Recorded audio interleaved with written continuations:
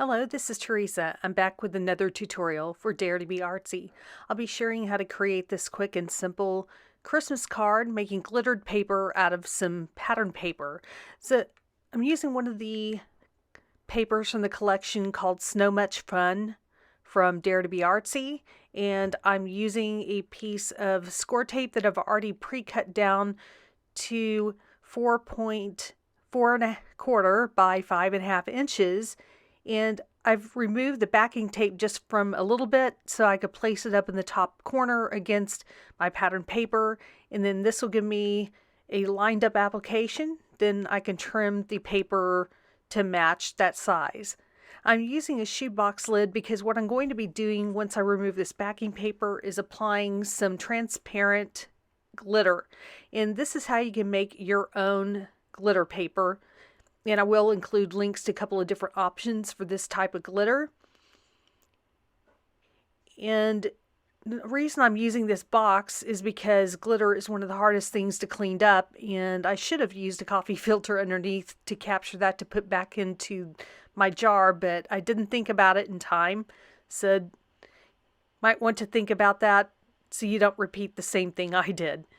And I'm going to spread that glitter all over the double-sided adhesive and make sure that I have covered every bit of it before I shake off some of the excess.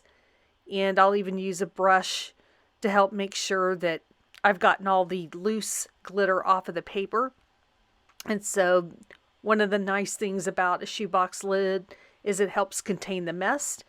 And as you can see, I'm just rubbing the paper to further burnish that glitter right in there so I won't have anything coming off of my cardstock.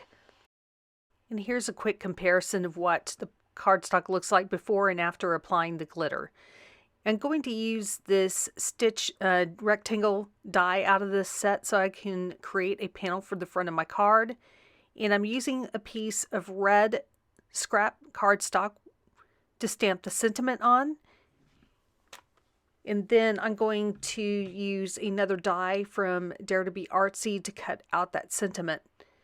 And before I put the card together, I'm using some red and white twine, and I'm very carefully wrapping it around my panel at a bit of an angle before I flip it over. And then I'm just going to use some ordinary Scotch tape to secure the ends of my twine there. And once this is secured down, then all I need is to get some liquid adhesive to attach this panel to my card base there on the left hand side. And the final touch is adding this sentiment, and I've added some foam tape in order to give it some dimension as well as separate it from the twine that's on the top of the card. Otherwise it would look a little bit weird. And to add a final touch of some sparkle, I have a Spectrum Noir clear glitter marker, and I'm just covering the top of the card base, being careful not to oversaturate it as I go. So I'll have a very nice shimmer across that to match with the very shimmery background. And I thank you so much for watching me today, and I hope you like this video. And here are a couple of suggestions for next time. And last of all, I dare you to get artsy.